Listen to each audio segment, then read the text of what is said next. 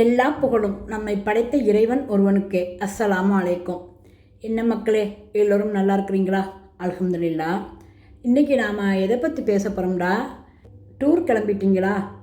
இப்போ நாம் இந்த கோடை விடுமுறை பற்றி தான் பேச போகிறோம். இப்போ பள்ளிக்கூடம் லீவு விட்டுட்டாலே நம்ம பிள்ளைங்க ஆசைப்படுறது என்ன தெரியுமா?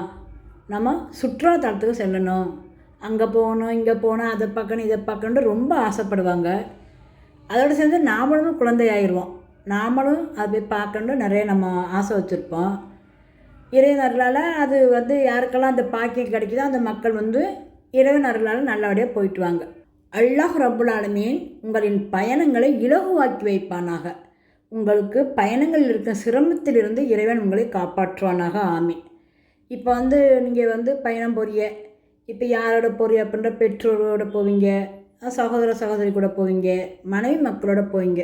பெரும்பாலும் சின்ன குழந்தைகள் தான் இந்த மாதிரி சுற்றுலாத்தலத்தை பார்க்க ரொம்ப ஆசைப்படுவாங்க. இப்போ நீங்கள் சுற்றுலாத்தலத்துக்கு கிளம்புறீங்க. அப்போது அந்த எந்த இடத்துக்கு எந்த ஊருக்கு போகிறீங்களோ அதை பற்றி நீங்கள் முதல்ல தெரிஞ்சு வச்சுக்கிறணும்.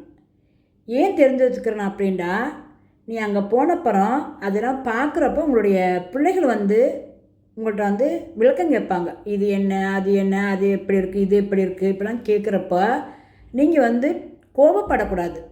அப்போ உங்களுக்கு தெரிஞ்சால் கோபம் வராது. இது இந்த மாதிரி உங்களுக்கு சொல்கிறதுக்கு உங்களுக்கு ஈஸியாக இருக்கும். அதனால தான் சொல்கிறேன், நீங்கள் ஒரு இடத்துக்கு போகிறீங்க அப்படின்னா நீங்கள் அந்த இடத்த பற்றி முன்னாடியே எல்லாமே நீங்கள் அது தெரிஞ்சு வச்சுக்கிறோங்க. உங்கள் பிள்ளைகள் கேட்குறப்ப அழகான முறையில் இன்முகத்தோடு சொல்லுங்கள். இன்னும் நீங்கள் ஒவ்வொரு இடத்துக்கும் போகும்போதும் ஒவ்வொரு இடத்தையும் பார்க்கும்போதும் உங்களுக்கு ஆச்சரியமாக இருக்கும். அந்த ஆச்சரியமாக இருக்கிற நேரங்கள்லாம் நமக்கு அங்கே இறைவனுடைய காட்சிகள் தான் தெரியணும். அவனுடைய படைப்பும் அவனுடைய நினைப்பும் நம்ம உள்ளத்தில் இருக்கணும். அந்த இடங்களை பார்க்குறப்பெல்லாம் மனசார அல்ஹம்துலில்லாஹ்னு சொல்லுங்கள், அல்லாஹ் அக்பர்னு சொல்லுங்கள். ஏண்டா இறைவனுடைய ஒரு அருள்கொடையாக அத்தாட்சியத்தான் ரஹ்மான் பூமியில் இந்த மாதிரி ஒரு இடங்களை மலைகளெல்லாம் அமைச்சு வச்சுருக்கான் ரப்புல் ஆலமீன். அதனால் நீங்கள் உங்களுக்கு வித்தியாசமாக தெரிகிற, ஆச்சரியமாக தெரிகிற எந்த ஒரு பொருளையோ இடத்தையோ பார்த்தாலும் உடனே நாம் மாஷா அல்லாஹ், அல்ஹம்துலில்லாஹ், அல்லாஹ் அக்பர்ன்று அல்லாஹுக்கு நாம் நன்றி செலுத்தணும். அல்லாஹு தஆலா தன்னுடைய திருமறையில் சொல்கிறான், மனிதன் என்னுடைய படைப்பை ஆராய்ஞ்சு பார்த்தாலே போதும், நிச்சயமாக அவன் எனக்கு மாறு செய்ய மாட்டான் அப்படின்னு அல்லாஹ் அவ்வளவு தெளிவாக நமக்கு திருமறையில் சொல்கிறான். இப்போ நம்ம ஒவ்வொரு புதுசாக ஒரு விஷயங்கள்லாம் பார்க்குறப்பெல்லாம் நம்மளை அறியாமையே நம்ம வாயில் அல்ஹம்துலில்லாஹ் மாஷா அல்லாஹ்னு தானாகவே வந்துடும். அதாவது நாம் ஒவ்வொரு இடங்களையும் புதுமையாக ஆச்சரியமாக பார்க்குறப்போ, ஒவ்வொரு விஷயங்களையும் ரொம்ப அபூர்வமாக ஆச்சரியமாக கேட்குறப்போ, ஒவ்வொரு செயல்பாடும் நம்ம புதுமையாக தெரிஞ்சு அதிசயமாக இருக்குது, ஆச்சரியமாக இருக்குது அப்படிலாம் நம்ம நினச்சோம் அப்படின்னா உடனே நம்ம அந்த இடத்துல அல்லாஹ் நினைவுக்கு வரணும். அதைத்தான் அல்லாஹ் ரப்புல் ஆலமீன் அதிகமாக விரும்புகிறான். அல்லாஹ் தன்னுடைய திருமறையில் ஒரு வசனம் சொல்லுவான், மனிதனே வானத்தில் பறந்து தெரியும் அந்த பறவையை பார்த்தியா? அந்த பறவையை நீ தாங்கி பிடிச்சிருக்கிறியா அல்லது நாம் தாங்கி பிடித்திருக்கிறோமா? சுப்ஹானல்லாஹ். அந்த பறவையை பார்த்தோம்னா ஒவ்வொரு நாளும் பார்க்குறோம் பறவைகளை. அப்போ பார்க்குறப்பெல்லாம் நம்மளுக்கு அவ்வளோ ஆச்சரியம். அது அவ்வளோ உயரத்தில் அந்த பறவைகள் பறக்குது. அதை இறைவன் சொல்கிறான் பார்த்தீங்களா, நான் தாங்கி பிடித்தேன் அப்படிங்கிறான் ரப்புல் ஆலமீன். சீதே ரஹ்மானே, ரப்புல் ஆலமீனே, உன்னுடைய படைப்பின் அற்புதங்களை நினச்சி நான் உருகிறேன் ரஹ்மானே. சீதே சீமானே, நீ உன்னை மாதிரி ஒரு கருணையான படைப்பான எவனும் இருக்க முடியாது. நீ ஒரே ஒருவன் தான், அதில் எந்த ஒரு சந்தேகமே கிடையாது. உன்னை தவிர வேறு ஒரு நாயன் இல்லவே இல்லை. இம்மை மர்மையின் அதிபதி நீ ஒரே ஒருவன் தான். லா இலாஹ இல்லல்லாஹ் முஹம்மது ரசூலுல்லாஹ்.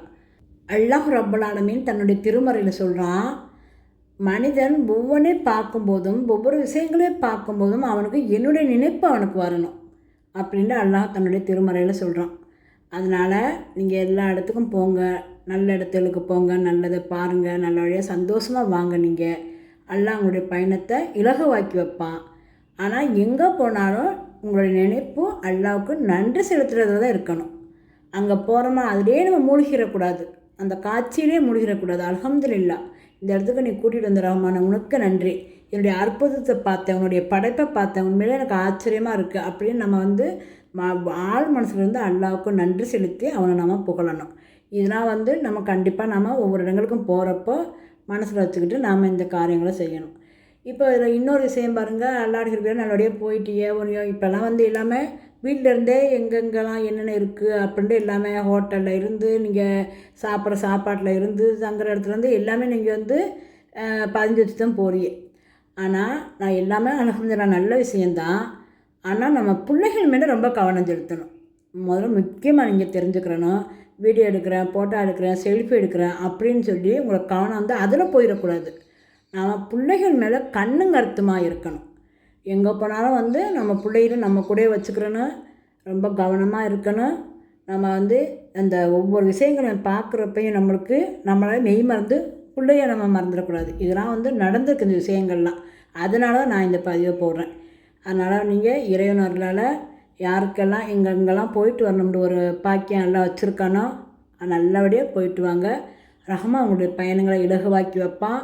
கொண்டு போகிறவங்க பொருளில் இருந்து, நீங்கள் கூட்டிகிட்டு போகிற மக்களில் இருந்து, குழந்தைகள்லேருந்து யாரை கூட்டிகிட்டு போகிறீங்களோ, யார் யார் போகிறீங்களோ எல்லோரும் அல்லாஹ்வுடைய பாதுகாப்போடு நல்லபடியாக உங்கள் இல்லங்களுக்கு வந்து சேர்கிறதுக்கு நான் எல்லா இடத்துல துவா செய்கிறேன். இதோடு முடிச்சுக்கிறேன். இன்னும் விரிவாக அனைத்தையும் அலசி ஆராய்வோம் இன்ஷா அல்லாஹ்.